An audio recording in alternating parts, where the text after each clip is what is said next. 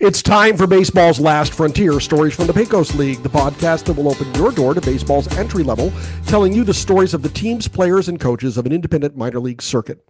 I'm your host, Bruce McClure, and I have the pleasure of introducing to you my friend, partner, co-host, and man on the inside, Evan Katz. Evan, it's been a while, man. How are you? Oh, Happy New Year. Yes. Even though it's May, the baseball season for the Pecos League is starting, so we have to say Happy New Year to the 2025 season of the Pecos League. When I was back in the day when I was in minor league ball in the AA Eastern League, opening day every year was filled with celebration and Happy New Year. So, Happy New Year to you. It's 2025. The Pecos League is about to start, and you, my friend, are about to start a rather long journey. Tell us about that. That's right. Well, last year in season one of this podcast, I was the pitching coach for the Roswell Invaders, which was unfortunately cut short due to family illness. I was able to stay in touch with the manager of the North Platte 80s, Todd Everleth, and over the summer and fall, we talked more. I joined forces with him as a scout, and I'm now going to be the bench coach of the North Platte 80s, which is going to be in its second season in the Pecos League in North Platte, Nebraska. The Pecos League is celebrating its 15th anniversary this year, and there are now, if I count this up right, 18 teams in the league. Is that correct? That's right. Yes, there's two divisions. The Pacific Division, which has six teams, they are clustered around the Bay Area. They play only those teams, those six teams. The Mountain Division, where the 80s are located, has 12 teams, the North Division and the South Division, and most teams play within their own division, although we'll be playing a few games against Santa Fe, but we'll be concentrating our games among four opponents.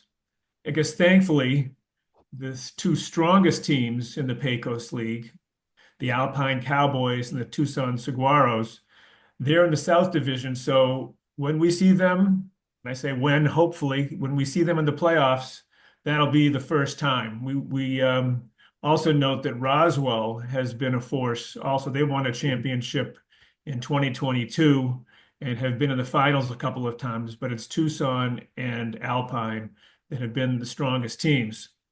And as I mentioned earlier, the podcast this year, our second season, will be following the 80s. It's important to note before we go too deep to let our listeners know that the 12 episodes that we put together last year, we submitted some episode information to the sports podcast group, and Baseball's Last Frontier was named a finalist in the Best Baseball Podcast contest.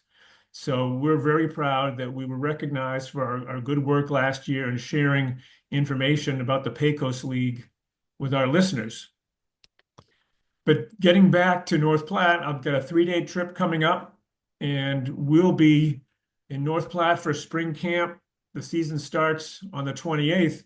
We're going to have our four primary opponents that we'll be seeing almost every week between now and the end of July. Bruce, can you take us through the four opponents the 80s are going to be facing this year? Let's talk a little bit about that. The Mountain North opponents that the 80s are facing. First off, we have the Blackwell Flycatchers.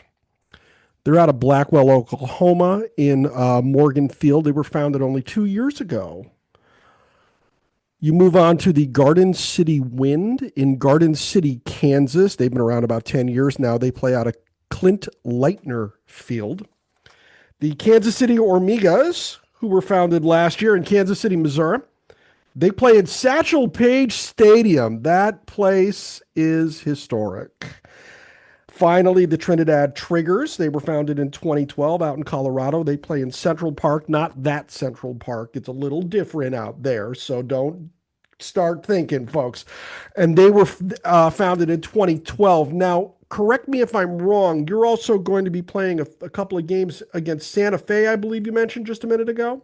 That's correct. Santa Fe is going to be visiting North Platte in early June, and we'll be going back there the week after, playing two games in Santa Fe. And one of the things that we mentioned last year we need to refresh our listeners with is being in the mountain division, there are some high altitude fields. In Santa Fe, the altitude is 7,000 feet. The dimensions are 340 to center, 355, yeah, 355 to right, and 340 to left. I think I looked at the ERA for the Santa Fe Fuego from last year. If I'm not mistaken, it was 13. So Oof. I don't know how the manager can survive a season there with an ERA of 13 with those home field dimensions, but somehow they did. But there was actually a game last year in Santa Fe where the 80s were involved in. I think the 80s were ahead by 15 runs and lost the game 27 to 26. So what you're telling me is that I could probably hit one out of that park. You probably could. You probably could. We should have a fundraiser, some kind of home run derby fundraiser there. I'd like to give that a try. Uh, Trinidad's pretty high up too. They've got an elevation of about 6,100 feet. Balls fly out of that one too. Yeah, another one. Yeah, there. It's in the southeast corner of Colorado, one of the more established franchises there. And I mean, the Pecos League is a high altitude league with high offense. We'll get into some of the numbers a little bit later, Mhm. but from a manager's standpoint and a pitcher's standpoint, the momentum in these games can change a lot. Now, Kansas City has a unique setup with their schedule this year. Non-Sunday games are going to be played elsewhere. Why is that? Well, the commissioner had set a goal of getting a fifth team in the Northern Division, and he was able to make arrangements in Satchel Paige Field in Kansas City. And originally, all the home games were going to be there, actually just a few miles north of the Negro League's baseball museum, by the way. And unfortunately, there were some scheduling conflicts. And so now on Sundays, those games will be in Kansas City. But the Monday and Tuesday games, primarily for the Hormigas, and a new team, will be played at Allen Community College in Iola, Kansas, about 2 hours southwest. So Iola is going to join one of the select groups of minor league cities with populations of less than 10,000.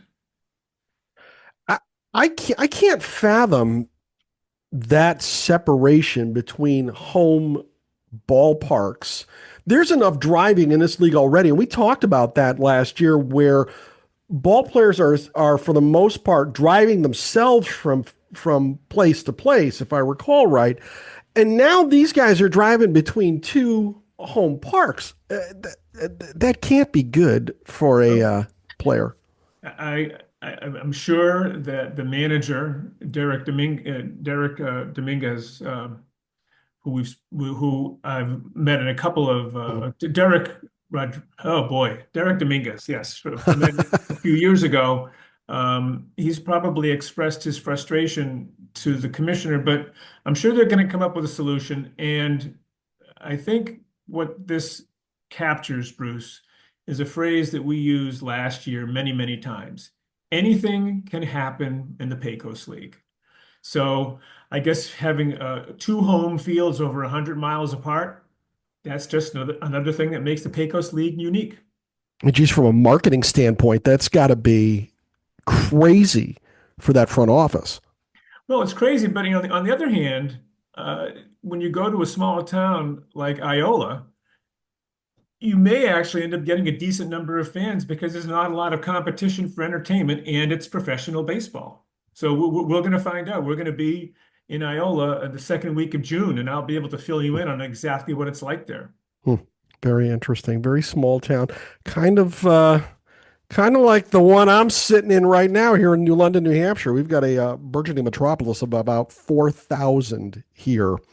So everybody knows everybody for sure. But this year, you've moved on to the North Platte 80s, and you are their bench coach. Yes. Tell us about that and what your duties are and how you see your role with the 80s evolving. Before we do that, Bruce, can we talk a little bit about North Platte itself? Sure, let's do that. Because I like to acquaint our listeners with North Platte. I mean, it is the second year for the 80s in North Platte. professional baseball took place in North Platte from 1956 to 1959 in the Nebraska State League. Mhm. And the North Platte Indians were the last team prior to last year to be in North Platte in professional baseball. Anyone who remembers old timers like you and I might remember Duke Sims, Yep. who came up with the Indians and I think later with the Tigers. He played there.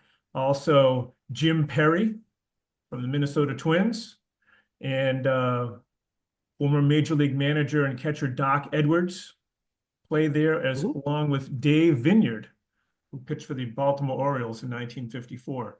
So we're going to be in our second season there at Billwood Field, which dates back to 1956, where the Indians played, and it's got, as I in talking to pitchers and players that we were trying to recruit, I pointed out to them that we have good baseball dimensions in North Platte. We had a 10-foot wall. I believe it may be made out of wood. I didn't inspect it closely last year, but I think it's made of wood.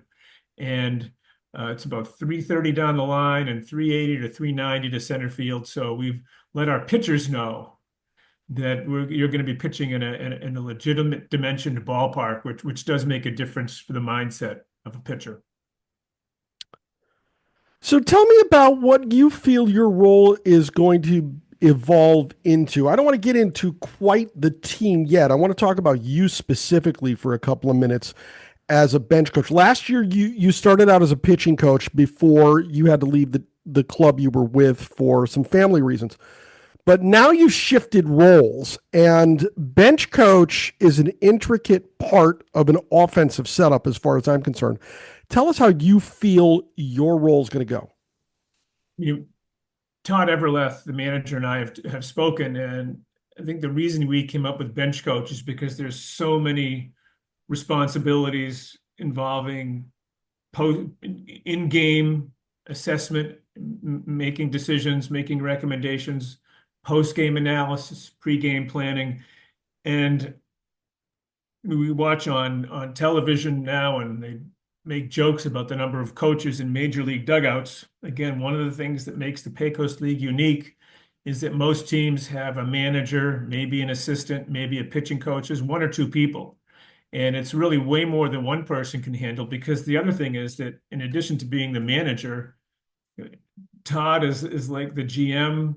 He's working with sponsors. He's working with host families. He has a wide range of responsibilities. And basically, I'll be backing him up in areas where he needs help, helping him make sure things get done.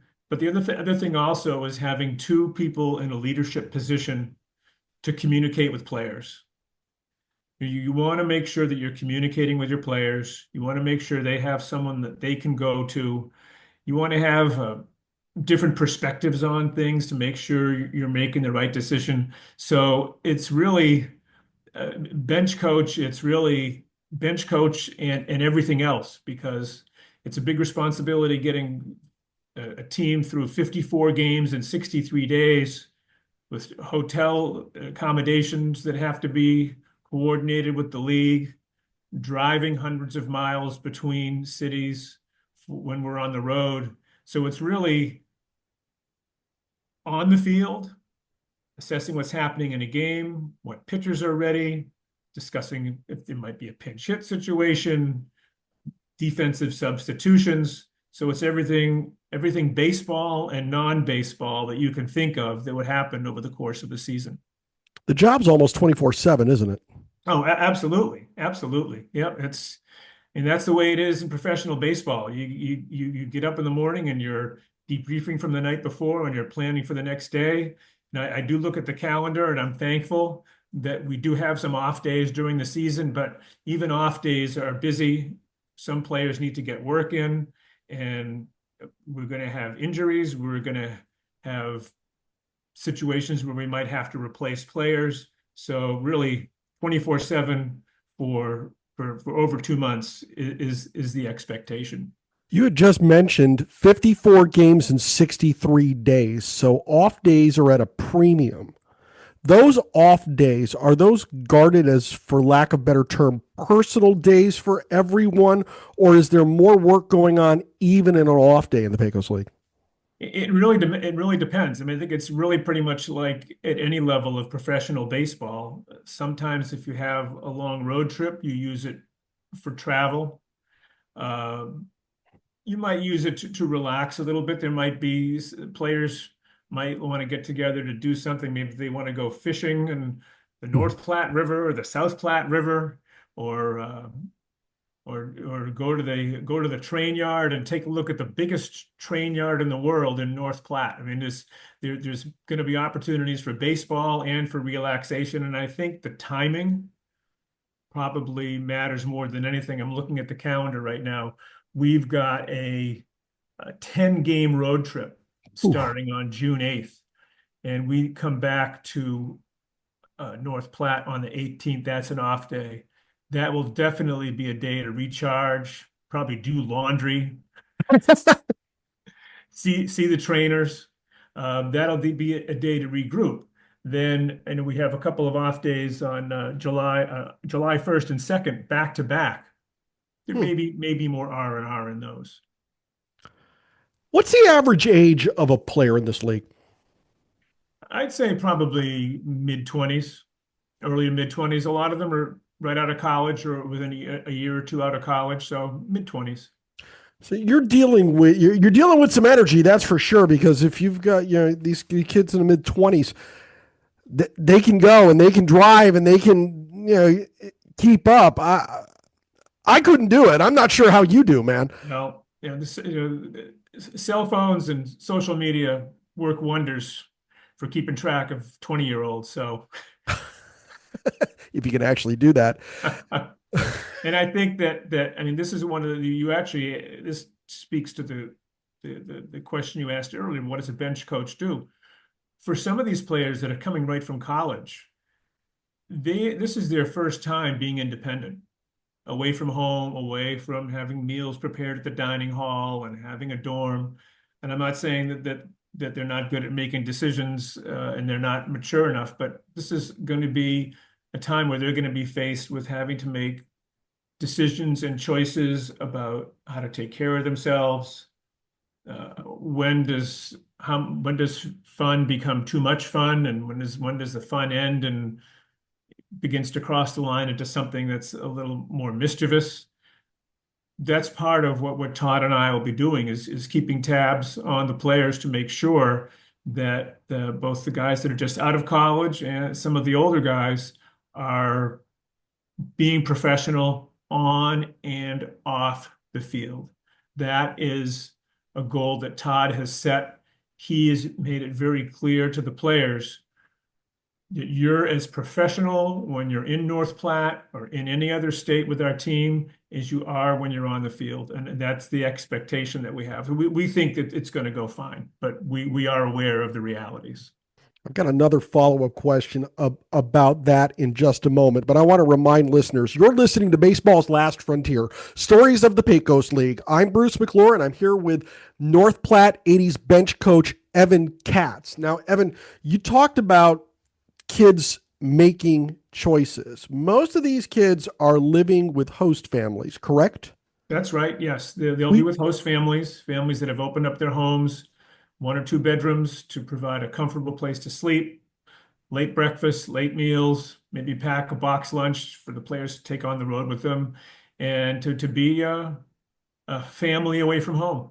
How involved are the host families with the players? I think it probably varies. I think that it probably depends upon what else is happening at the home. It's possible they may have kids of their own.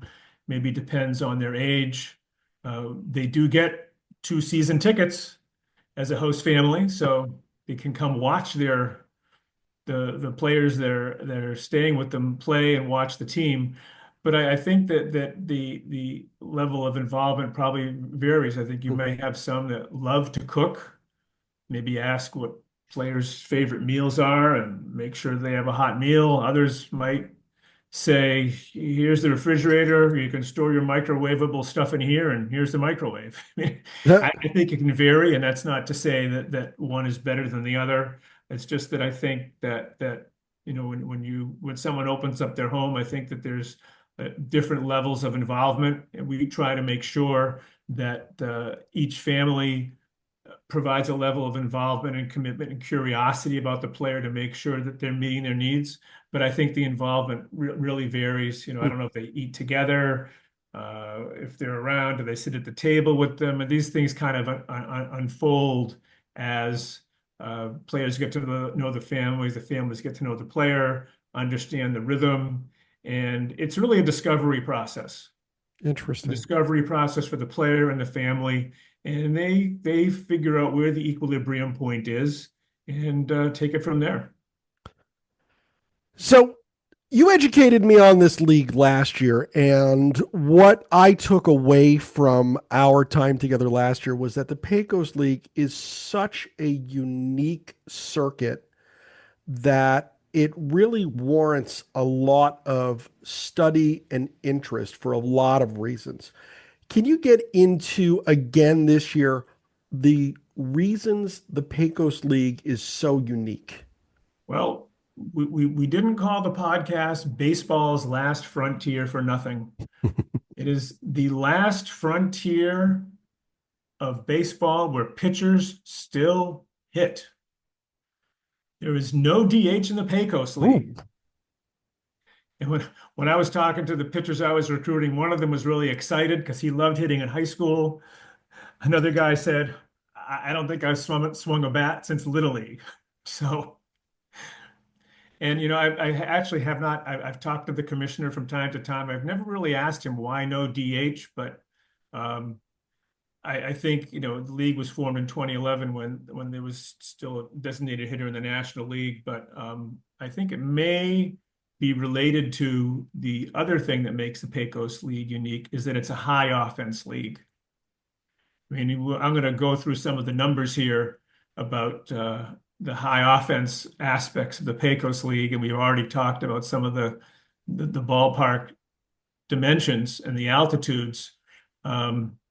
I think when you hear these numbers, Bruce, you're going to fully understand why there's no designated hitter. So in 2024, the league ERA was about 7.25. So oof. probably 3 runs higher than Major League. Um, the team batting average, the average team, the league-wide batting average is about 300. That about 60 points higher than Major League level. And the OPS on base plus slugging was about 800, which is again about 100 points higher.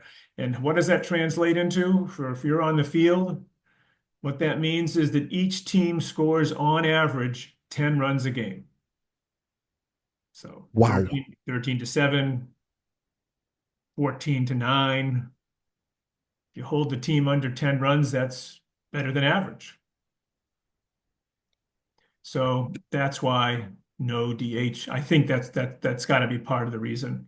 But so if you want to hear about pitchers hitting, the Pecos League, is it the only league anywhere? I don't know. It's the only league in the world where there's no DH. I don't know about European baseball. I don't know what's happening on Australia and in the Far East, but certainly in North America, I believe it's the only league that does not have a designated hitter. That is correct. I know that there's one of the two Japanese leagues pitchers still hit. Okay.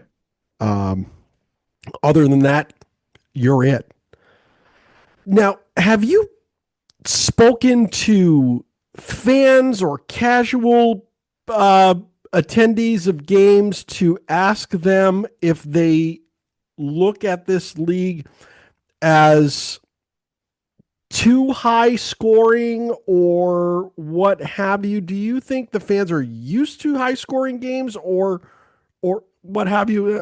I just find it interesting that there's so much offense. Well, I think it's a good question. I mean, I think generally, I think that the buzz that I've heard over the years, although I think there's plenty of baseball fans that like a low scoring, tight defensive game, well played game with the ace pitchers holding batters in check. But I think that for a lot of fans, they like to see action. They like to see things happen. I mean, think about what Major League Baseball did with the pitch clock. I mean, there's not a lot more Mhm. runs being scored, but they got rid of the dead time. And the reason for that was fans like to see things happening. So the Pecos League, I think, is probably very entertaining. And I think the other thing is because there could be lead changes and momentum changes, the complexion of the games can change very fast. I think from a fan's perspective, it's probably an appeal. I mean, people get to see the players that they're following do things on the field. On the other hand, I think also it really helps identify who are the strong pitchers in the league. If you go back and look at the stats from prior years, there's some pitchers that really jump out. And because the Pecos League is a feeder league for the Frontier League and the Pioneer League, two other independent leagues that are partnered with Major League Baseball, uh, there have been 9 players, I believe, there's the number that have made it to the major leagues from the Pecos League, and they've all been pitchers. So if you want to use the uh, Pecos League ballparks as a laboratory for trying to identify pitchers that have a potential at higher levels of baseball, I think the high offense league probably does that because it separates out the average pitchers from the pitchers that do really well. And the Pecos League does send about 30 to 40 players a year to higher level leagues, either during the season or after the season. Where do they usually wind up? Do they get into the Frontier League and then try to escalate from there, or are they spread out? Yeah, Frontier League, Pioneer League. God, I think I saw someone was signed by, if I may be wrong about this, Baseball United, the league that's starting in the Middle East. Oh yeah, yeah. Um, I think primarily Frontier and Pioneer, but you could have players that potentially could make a jump to the higher level American Association or Atlantic League. I think the start of every year is a little bit of a uh, uh, just a preliminary as things sort out.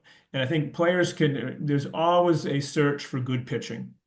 And if there is a player in the Pecos League, a pitcher in the Pecos League who's really um, pitching well, it's possible they could get a call from the American Association or Atlantic League. But more likely, it would be Pioneer or Frontier.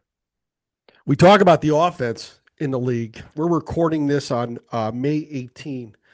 Now, May 17 is an anniversary of a game that had a lot of offense. Do you remember what game it was, Evan? I think I just saw this on some social media feed. Was this the Cubs Phillies game, the Yes. Wrigley Field? The final score was 23 to 22. Yes. Yeah, the 23 to 22 game. It's been, I think, 44 years, if my math is right, since that was played. That was, you could still see parts or maybe listen to the whole game on YouTube, and the whole thing is just insane to listen to. Well, like I said, high offense. I'm a little bit of a baseball purist. I kind of lean more towards the lower scoring, good defense, good pitching games that elevates the good hitting that takes place to score a few runs. But I like the excitement also of a crazy game as well. But are you a purist to the point where you would rather the DH go away completely, or are you okay with it? I think it's fine, although I will Yeah. point out that for people may recall it's when Tony La Russa was with the Cardinals, there were a number of times that he had his pitcher hitting eighth. Yes. People didn't understand why. Well, thanks to computers, we've now been able to figure out that when a pitcher hits eighth, a team scores more runs. And there's two reasons for it. One is that you're going to pinch hit for the pitcher invariably once, probably once during the game, maybe twice. But the secret that emerged was that by having the pitcher hitting eighth and having another hitter hitting ninth, it actually allowed the leadoff hitter and number 2 and number 3 hitter to generate more runs because there was a better hitter in front of them. So I can tell you that we'll be having the pitcher hitting eighth in North Platte. So I'm fine with it. I think again it adds to the uniqueness. And the other thing is there are some of our pitchers who really can hit. And we also have some pitchers who are two-way players that can play in the field.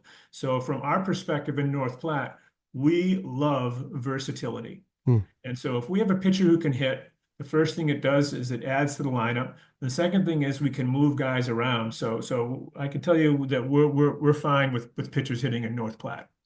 That was one thing I was going to ask you, was whether or not your club was going to move that pitcher up to the eighth slot. So you rounded third before I even hit second. So that was great.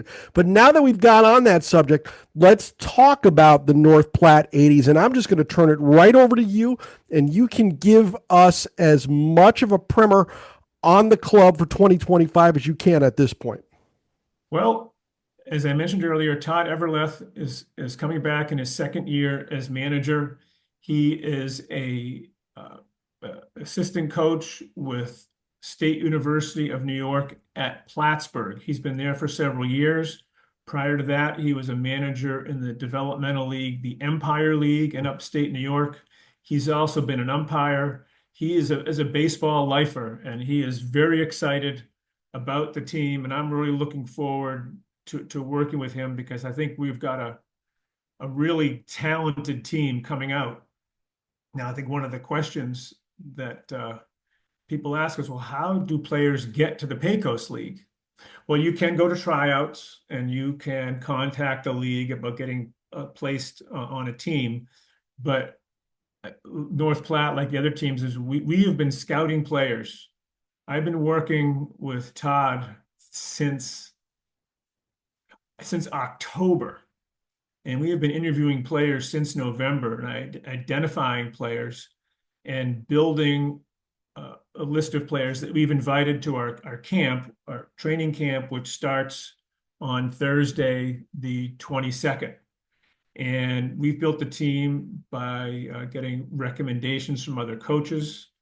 We've searched for players on LinkedIn. One day I downloaded a list of all the all-stars from Division II and Division III and NAIA and tried to contact pitchers through social media. I've reached out to pitchers on Instagram and LinkedIn, Facebook, and tried to identify players. And thankfully, between the internet and being able to look at players' statistics and looking at video and emailing coaches and reaching out to different schools, we're probably going to have between 30 and 35 players at camp battling for 25 spots. Roster size is 25. Yes. How fluid is the roster? That was the question I was searching for. How fluid is the roster as you move through the season? I mean, it's like other baseball teams. You get 25 active players. Players can be dropped or added depending on what's going on. We are required to have 3 players inactive for every series, and usually you do that through the upcoming game started pitchers being inactive. Okay. So and our number of pitchers and fielders that will be determined by what we see at camp. We're going to have drills and timing and velo measurement on Thursday, Friday, Saturday, Sunday. We're playing inter-squad games, so we can see what players look like in game situations. Now, obviously, the goal for the 80s is to come out and win the Pecos League every year. That should be the goal, right? Of course. Oh yeah. I was my wife asked me when I was coming back from North Platte, and I said, well, it depends what day we have the championship parade down Main Street. Oh, see, yeah, okay. So do they do the confetti and the whole bit as well? The Canyon of Heroes and millions lined up, or is this just like 5 people in a No, group with lawn chairs? in North Platte, the Canteen District is the downtown Nice. district where people congregate. I think that there are, I wouldn't call it a canyon. I think there may be four-story buildings Okay. in the old downtown. But let me tell you a little bit about some recruiting stories, if I can, Perfect. Bruce, Perfect. Perfect. because we've got three players with three Cornhuskers, three players who coming to camp who have played college baseball in Nebraska. So we're really excited about that. It's always good to have home state players on the team. Um, we have a player who I had recruited last year, I think maybe not recruited, but was on the roster in Roswell who never made it out there because of some unexpected events in his family. He's coming out. I think that one of the more interesting stories is a college in Boston, Fisher College, and they play in Frazier Field in Lynn, which was Yep. actually a minor league field going back to the 40s.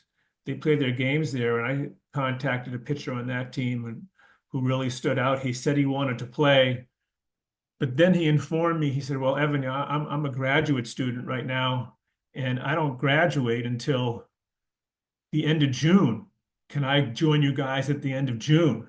So he's scheduled to come out at the end of June because he can't leave school until he finishes his master's degree and walks across the stage and gets his diploma. Oh, So that's another thing that makes the Pecos League a little bit interesting is that some players can't make it on time. We have another player who wants to come to camp who's a teacher. And he said, I can't make it till June 1st after camp. I said, well, we can't tell you exactly what's going to be happening at that time with the roster.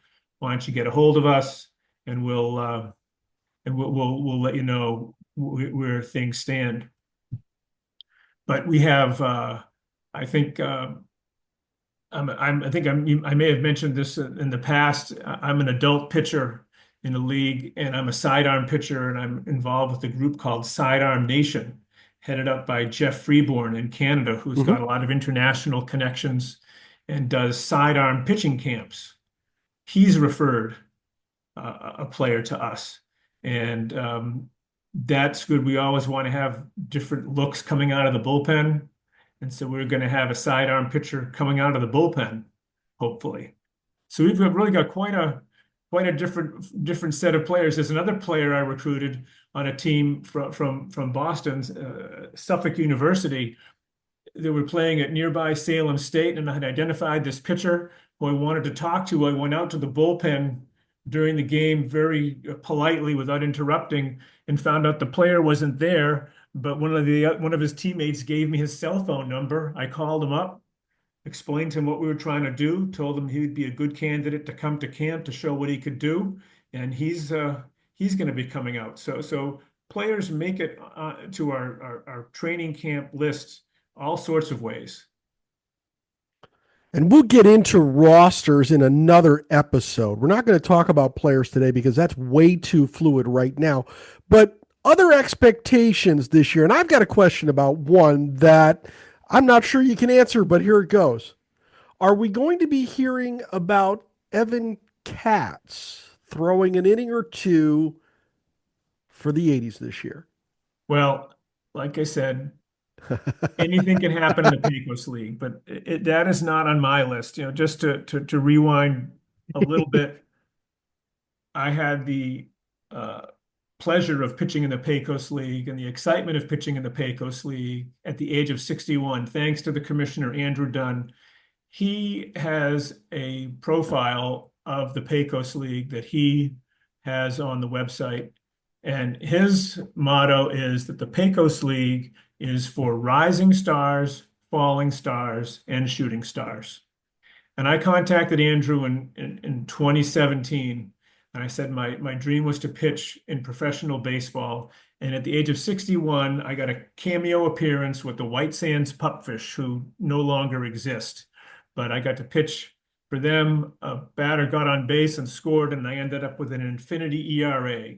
And Andrew, again, in 2023, when I called him and told him that my infinity ERA was really bothering me, and could I come back and pitch again to see if I could get an out to get my ERA down to a rational number?